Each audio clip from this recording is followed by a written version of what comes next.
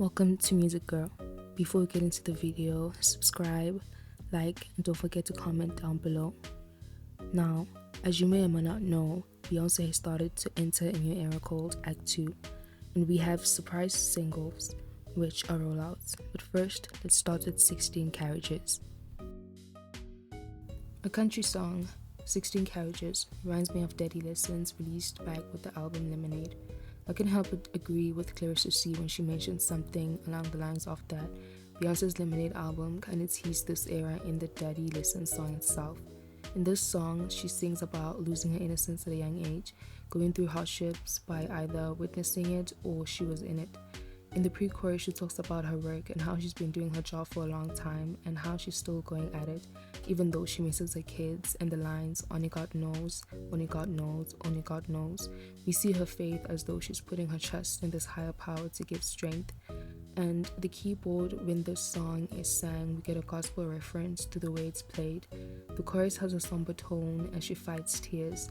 This part of the song seems to carry more emotions in the use of the electric guitar and her voice's portrayal of her feelings. Verse 2 is a scope of how hard she's working. In the line, "They won't dim my light, all these years I fight." This could be a promise that she's still got more music in her and a bigger impact to make. In its entirety, 16 Carriages is about all that Beyonce has gone through in her journey of being a superstar. It's a story from how it started and how it's going. She still has faith and believes in what she does. And the relevance in the story is in the possible message that dreams have sacrifices, but it could be worth it in the end, and hers seems to be the legacy. Texas Hold'em. While within the genre of country still, the second song of Act 2 era, Texas Hold'em is a bit upbeat compared to 16 Carriages. Verse 1 is describing a natural disaster in the first 4 lines, but then the next 4 lines give a scope on how they're dealing with it by drinking whiskey and surviving. This line reminds me of the whole idea of just taking life as it comes without fighting it. The chorus has a scene playing in my head where in the movies we'd have a scene and everyone is at the local bar having a drink, and in one dingy corner of the bar they're playing a game with cards and gambling while some just sit there with cigarettes in their mouths, and they're giving each other these hard stares like they can figure one another out but in reality can't.